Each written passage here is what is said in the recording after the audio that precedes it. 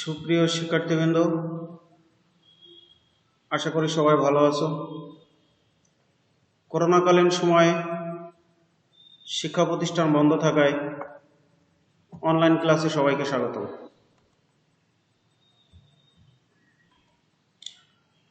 আমি সঞ্জীব কুমার মণ্ডল, সহকারী শিক্ষক, ব্যবসায় শিক্ষা, ইসাকাদা শহীদ আব্দুল মোতলেব মাধ্যমিক বিদ্যালয়, আজরাপুর, মাগুরা সদর, মাগুরা। আমি আজ নবম দশম শ্রেণীর হিসাব বিজ্ঞান পঞ্চম অধ্যায় হিসাব বিষয়ে আলোচনা করব। এই পাঠ শেষে শিক্ষার্থীরা হিসাবের ধারণা ও বৈশিষ্ট্য ব্যাখ্যা করতে পারব। হিসাবের বিভিন্ন প্রকার ছক, টি ছক ও চলমান জের ছক প্রস্তুত করতে পারবে। হিসাব সমীকরণ অনুযায়ী হিসাবের শ্রেণী বিভাগ করতে পারবে। হিসাবের ডেবিট ক্রেডিট লিপিবদ্ধ করতে পারবে। আসো আমরা কিছু ছবি মনোযোগ সহকারে দেখি। প্রথম ছবিতে দেখা যাচ্ছে এখানে একটি আর্থিক প্রতিষ্ঠানের হিসাব প্রস্তুত করা হচ্ছে।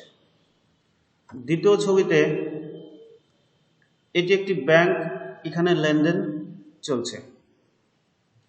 হিসাব প্রস্তুত করা হয় কেন, আমরা এটা এখন শিখব। সাধারণত হিসাবের প্রতিটি খাতের ক্রমাগত পরিবর্তন ও নিট পরিমাণ জানার জন্য হিসাব প্রস্তুত করা হয়। আমরা একটা হিসাবের ছক দেখব এখন। মোবাইল আর্থিক লেনদেন সেবায় বিকাশ সম্পর্কিত উপাত্ত। প্রথমে দেওয়া আছে বছর 2011, 2012, 2013, 2014। MFS হিসাবের সংখ্যা মিলিয়নে। 2011 ছিল 0.44, 2012-তে 2, 2013-তে 13 এবং 2014-তে 25.25। সর্বসাকুল্যে লেনদেনের পরিমাণ মিলিয়ন মার্কিন ডলারে। 2011 ছিল 26.67, 12-তে এটা ছিল, 13-তে এটা ছিল, 14-তে এটা ছিল। এজেন্টের সংখ্যা 2011 সালে ছিল 9093। এটা প্রতি বছর বৃদ্ধি পেয়ে 2014 সালে হয়েছে এটা 5,40,984। এটা একটা আসলে মূলত একটা হিসাব। হিসাব কি এখন আমরা জানব। হিসাব হচ্ছে এমন একটি ছক বা বিবরণী যেখানে প্রতিষ্ঠানের প্রতিটি খাতের পরিবর্তন ও অবস্থা প্রকাশিত হয়। আচ্ছা, হিসাবের ব্যবসায় প্রতিষ্ঠানের অন্যতম প্রধান উদ্দেশ্য কি, আমরা যদি সেটা বলি তাহলে ব্যবসায় প্রতিষ্ঠানের অন্যতম প্রধান উদ্দেশ্য আর্থিক ফলাফল ও আর্থিক অবস্থা নিরূপণ করা। এখন আমরা একটা ঘটনা দেখি। জনাব সাগর একজন চাকরিজীবী।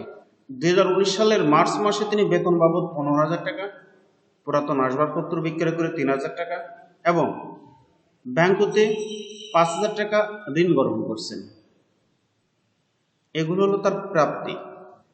বেতন থেকে পাইছে 15,000, পুরাতন আসবাবপত্র ছিল সেগুলো বিক্রি করে সেখান থেকে পাইছে 3,000 টাকা এবং ব্যাংক থেকে 5,000 টাকা ঋণ দিয়েছে। এই মূলত তিনটাই হচ্ছে তার প্রাপ্তি। এবং বাড়ি ভাড়া বাবদ 8,000 টাকা, খাদ্য খাতে 5,000 টাকা, গ্যাস ও বিদ্যুৎ বিল বাবদ 1,000 টাকা, যাতায়াত বাবদ 500 টাকা, চিকিৎসা বাবদ 3,000 টাকা এবং সন্তানদের লেখাপড়া খরচ বাবদ 2,000 টাকা ব্যয় করছে। তাহলে এখানে আয় এবং ব্যয় উভয়ই আছে। তাহলে আমরা আয় এবং ব্যয় থেকে আমাদের উদ্বৃত্তটা জানা প্রয়োজন। কিভাবে সেটা জানবো, আমরা মোট প্রাপ্তিগুলি আগে দেখি কোনগুলো আছে প্রাপ্তি, সেগুলো যোগ করি। প্রাপ্তির ভিতর বেতন থেকে আছে 15,000 টাকা, পুরাতন আসবাবপত্র বিক্রি করে পাইছি 3,000 টাকা এবং ব্যাংক থেকে ঋণ নিয়ে পাইছি 15,000। তাহলে মোট প্রাপ্তি হয়েছে আমার 23,000 টাকা। এবার দিকে আমার প্রদানগুলো কি কি আছে সেগুলো আমরা যোগ করি। বাড়ি ভাড়া দিচ্ছি 8,000 টাকা, খাদ্য খাতে ব্যয় করছি 5,000 টাকা, গ্যাস ও বিদ্যুৎ বিল দিচ্ছি 1,000 টাকা, যাতায়াত বাবদ খরচ হয়েছে আমার 500 টাকা, চিকিৎসা বাবদ খরচ হচ্ছে 3000 টাকা, সন্তানদের লেখাপড়া বাবদ ব্যয় হয়েছে 2000 টাকা। তাহলে আমার মোট প্রদান করা হয়েছে 19,500 টাকা। তাহলে আমার অবশিষ্ট কত থাকলো? মোট প্রাপ্তি ছিল 23,000 টাকা আর মোট প্রদান করা হয়েছে 19,500 টাকা। তাহলে আমার উদ্বৃত্তে থাকলো 3,500 টাকা।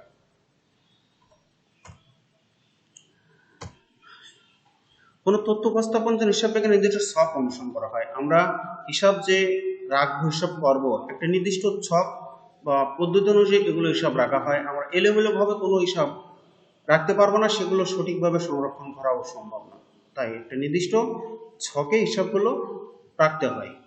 এই ছকটা আমরা দেখবো। যেমন যদি নগদান হিসাব রাখি, প্রথমে আমরা লিখবো হিসাবের নাম টাকা, হিসাবের নাম টাকা, একটা ডেবিট পাশে আর একটা ক্রেডিট পাশে।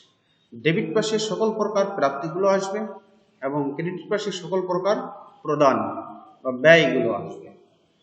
আবার বলি আমি, ডেবিট পাশে সকল প্রকার প্রাপ্তি, আয় এগুলো আসবে এবং ক্রেডিট দিকে সকল প্রকার ব্যয় বা প্রদান এগুলো আসবে। ডেবিট ক্রেডিট যেগুলো আসবে দুই পাশে যোগ করে আমরা ব্যালেন্স নির্ণয় করব।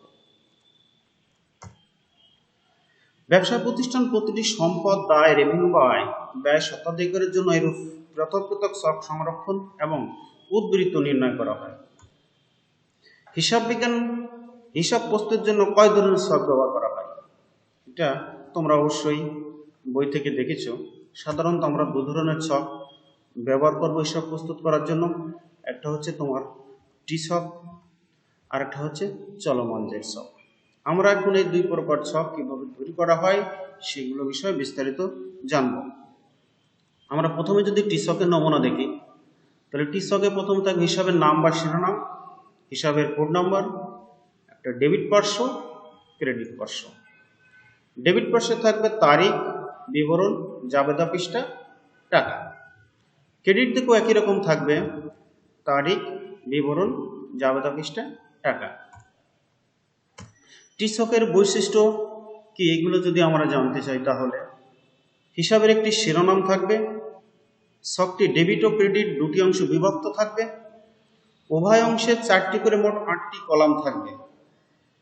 নির্দিষ্ট সময় পর পর হিসাবের উদ্বৃত্ত ডেবিট ও ক্রেডিট দিকের যোগফলের পার্থক্য নির্ণয় করতে হবে।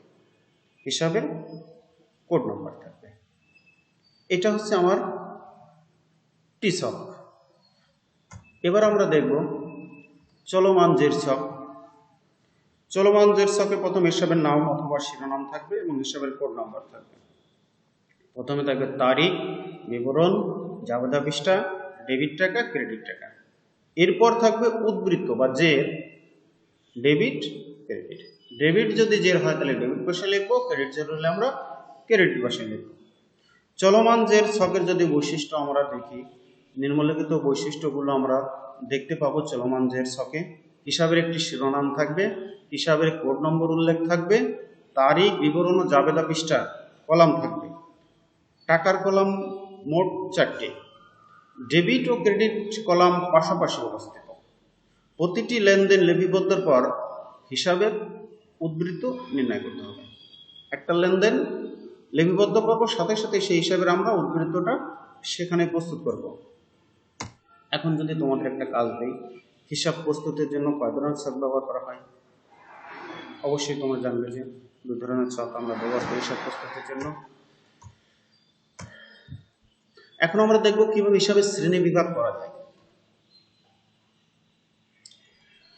হিসাব সমীকরণ আমরা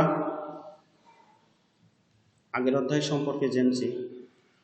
এ সমান এল প্লাস এ, অর্থাৎ এ হচ্ছে সম্পদ, এর লায়াবিলিটিস, ই হচ্ছে ইকুইটি, মালিকানা সত্ত্ব।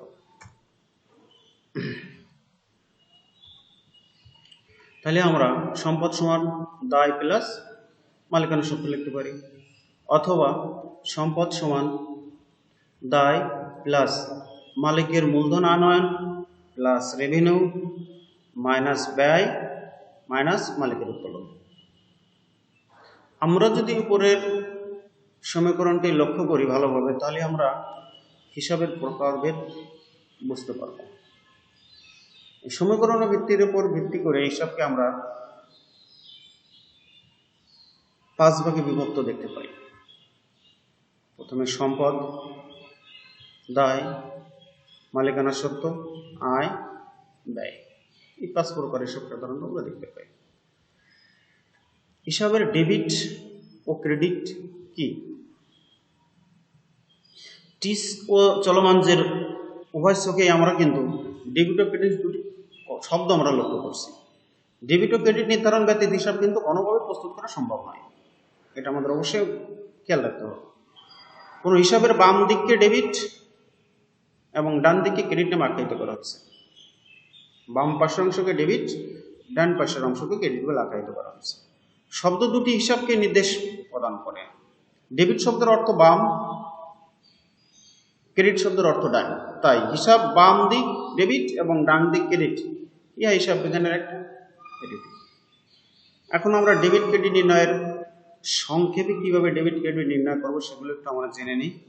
আমাদের বইতে ওইগুলো সুন্দর করে দেওয়া আছে, তোমরা বইটা একটু দেখবা।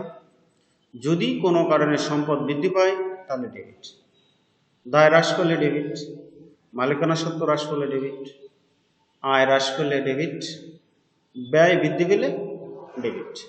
এবং ক্রেডিট কোনগুলো হয় সেগুলো আমরা জানি। সম্পদ যদি হ্রাস পায় ক্রেডিট, দায় বৃদ্ধি পেলে ক্রেডিট, মালিকানা সত্ত্ব বৃদ্ধি পেলে ক্রেডিট, আয় বৃদ্ধি পেলে ক্রেডিট, ব্যয় হ্রাস পেলে ক্রেডিট। অবশ্যই আমরা ডেবিট ক্রেডিট নির্ণয় এখান থেকে সহজে বুঝতে পারছি। এখন যদি তোমাদের দলবদ্ধ একটা কাজ দেওয়া হয়, দলে আলোচনা করে চলমানজের চকের 3টে বৈশিষ্ট্য লেখো, অবশ্যই তোমরা সেগুলো করতে পারবে। এখন যদি আমি একটু মূল্যায়ন করি, আমরা এত সময় যেগুলো পড়লাম এর ভিতরে সঠিক উত্তরটি বের করি। হিসাবের টিচকে মোট কলাম সংখ্যা কয়টি? আমরা কিন্তু একটু আগেই সেগুলো আলোচনা করে আসছি। অবশ্যই তোমরা উত্তর প্রদান করতে পারবে। প্রতিষ্ঠানের প্রতিটি খাতের ক্রমাগত পরিবর্তন নিট পরিমাণ জানার জন্য কোনটি প্রস্তুত করা হয়? এটা অবশ্যই তোমরা বুঝতে পারছো নিশ্চয়ই। হিসাব সমীকরণের সঠিক প্রকাশ হলো, সমীকরণটি একটু আগে আমরা যেটা আলোচনা করলাম, সম্পদ সমান দায় প্লাস মালিকানা সত্ত্ব, সম্পদ মাইনাস মালিকানা সত্ত্ব সমান সমান দায়, সম্পদ প্লাস মালিকানা সত্ত্ব সমান সমান দায়। নিচের কোনটা সঠিক? অবশ্যই তোমরা বুঝতে পারছো। কখন সংশ্লিষ্ট খাত ক্রেডিট হয়? মালিকানা সত্ত্ব বৃদ্ধি পেলে, ব্যয় হ্রাস পেলে, সম্পদ বৃদ্ধি পেলে। এখন একটা বাড়ির কাজ যদি দেই, মনে করো তুমি ব্যাংকে 5,000 টাকা জমা দিয়ে একটা হিসাব খুলছো। এখন এর ডেবিট ক্রেডিট নির্ণয় করে নিয়ে আসবে বাড়ি থেকে। ধন্যবাদ সবাইকে। করোনাকালীন সময়ে সবাই বাসায় অবস্থান করবে, নিয়মিত স্বাস্থ্যবিধি মেনে চলবে, বাইরে প্রয়োজনে বের হলে অবশ্যই মাস্ক ব্যবহার করবে এবং ঘন ঘন হ্যান্ড স্যানিটাইজার দ্বারা হাত পরিষ্কার করা রাখবে। ধন্যবাদ সবাইকে।